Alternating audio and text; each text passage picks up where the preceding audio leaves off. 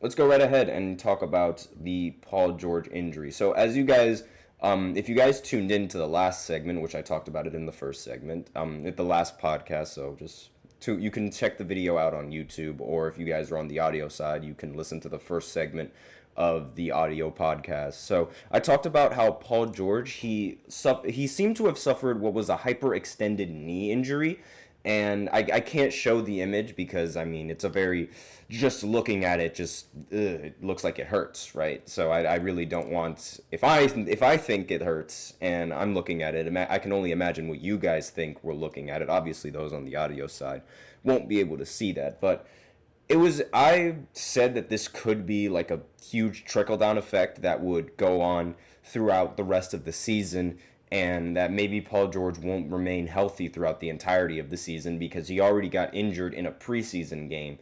And I've said that these starters, they should not even play in the preseason. I'm still going to stand by that regardless of what's happening. They should not play in a preseason game. The games just don't matter nearly as much as the regular season does. And like I'll argue sitting out in a regular season game. I don't really agree with it all too much, depending on which game it is.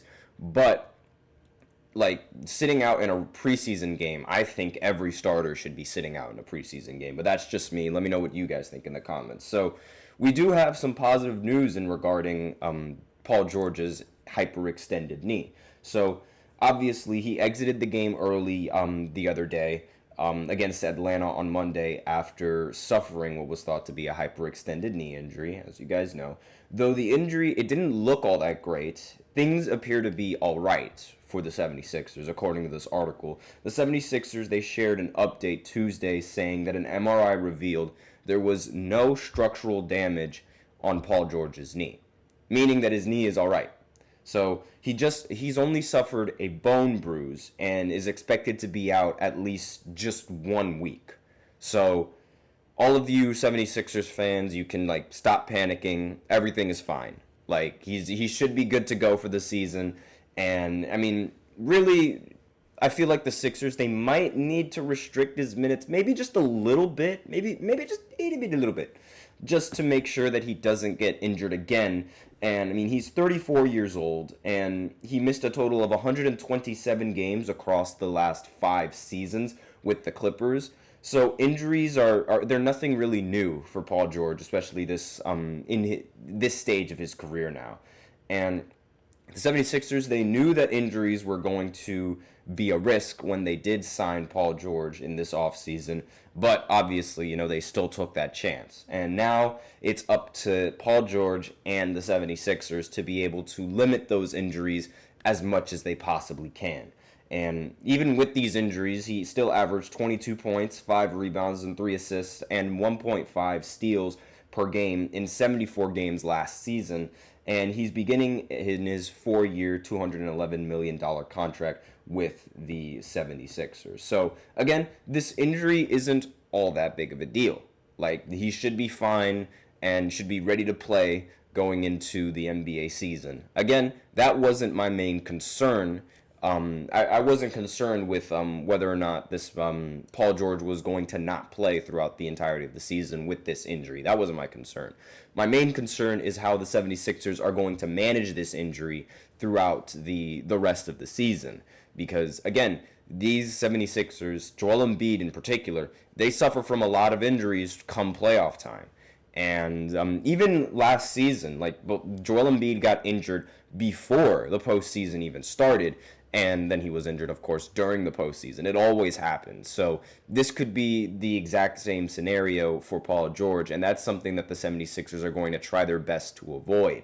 Like, if there's any player that they should try to minimize injuries, it should be Paul George over Joel Embiid. Because the way I see it, it seems that Joel Embiid is going to get injured regardless. His style of play does not complement his style, actually, excuse me, let me rephrase that. His style of play only complements those injuries. Like, and let me explain what I mean by that.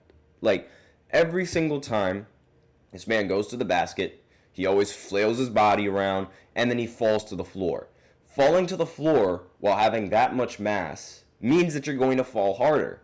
And constantly doing that in every single game, it means that you're going to be a little bit more, you're going to be tend to suffering a lot more injuries than you are if you were to not do that, if whether you were to go up strong. So every single time he does this, it's only just increasing the chances of getting injured. Because, like, I mean, imagine if you're an injury-prone kind of guy, right? And you just frequently, almost every single time, just fall to the ground. Obviously, the chances of you getting injured are going to be much higher.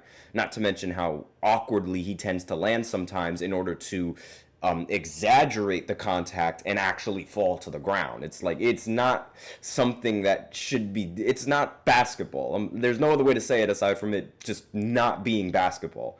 And this carries over into the postseason where he ends up getting injured in the postseason. It happens all the time. And with that in mind, this is why I think that Paul George should be a little bit more of a priority in trying to keep healthy as opposed to Joel Embiid, especially in regards to Paul George's age. Because Joel Embiid, he is going to get older, yes, but he's not as old right now as Paul George. And considering how Paul George did lead the Clippers to a Western Conference Finals matchup, the first time that that's ever happened in the history of the Clippers franchise, without Kawhi Leonard, their best player, I think Paul George is going to be the X factor in the postseason for the 76ers. So they have to keep Paul George healthy by any means necessary. This includes not playing him in preseason games, but for some reason they're just like, oh yeah, let's throw him in a preseason game. What's going to happen? And with this, with this thought process, I totally understand, you want your best players to get warmed up. You want your best players to start playing and start getting ready for the season. But at what cost? Like, you're risking him getting injured early, which ended up happening. Luckily for them, it wasn't a huge injury it's only going to sideline him for a week. But what if it was a huge injury? Like, what would the 76ers do then? It's a huge risk that I don't think they have the luxury to afford in making now. And, having two of the best players, we'll say two of the best players. I do think Tyrese Maxey is the second option, though, for any of you guys who are wondering. Having two of your best players constantly suffer injuries is something that cannot happen. You have to prioritize on which player you want to keep healthy. I think it should be Paul George over Joel Embiid, mainly because Joel Embiid is just going to get injured anyway. But with Paul George, you can try and sort of mitigate just the injuries and the tendency of him getting injured throughout most of the regular season. Obviously, I think he should play, but later down the road, he played 74 games, so he can totally play 70 games. But later down the road, maybe you need to relax on the amount of minutes that he's allowed to play in a game and try to sort of prevent him from being injured. And that's also something that Paul George should keep in mind when he's playing the game as well. Obviously, as an NBA player, you'd want to go hard in every single game that you play in. You want to play every single game as if it matters. But you also want to keep yourself healthy. So maybe ease up a little bit on the minutes, depending on the game and depending on the scenario, obviously, but try and ease up on some of these minutes for Paul George in order to ensure that he's healthy for the postseason. Let me know in the comments what you guys think of that, because on the other hand, I genuinely don't think he should be playing at all in the preseason, but that's just me. Again, I know some people, they might think differently about that, but let me know in the comments what you guys think. So that's all that I have for the Paul George injury update. Again, it's just a bone bruise. He'll be out for about a week, and he should be fine for the regular season, so no harm, no foul. Everything should be good. And with that out of the way, we can go ahead and go into the second segment. But first, I'm going to go into an ad break. And in the second segment, we're going to talk about the Lakers and whether or not I think they are ready for the regular season. So I'll be right back after this short break. Be sure to stay tuned. I feel like I'm losing my mind. Is everybody in the world blind? Please, Lord, give me a sign, a sign. I feel like I'm losing my mind. Is everybody in the world blind?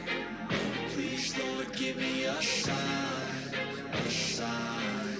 I wanna be the greatest. Everybody on the fake shit. I look around and feel like everybody is the fakest. I make this every day and I'm impatient, hoping one day I blow up from the basement. Statement, the top is so vacant. I don't hear shit that I think is amazing. Waiting for my day when I'm playing sold out shows for 1,000 faces. Hey, give me that crown, get in my way and to be put down. It ain't your place, all this my town. If I want that shit, then I'll get it right now. I'm losing it, the noose it fits, some losing shit, a stupid myth. You choose to live or choose to dip, you choose to fight or lose your grip and lose a gift. Oh, I feel like I'm losing my mind. Is everybody in the world blind? Please, Lord, give me a sign, a sign. I feel like I'm losing my mind. Is everybody in the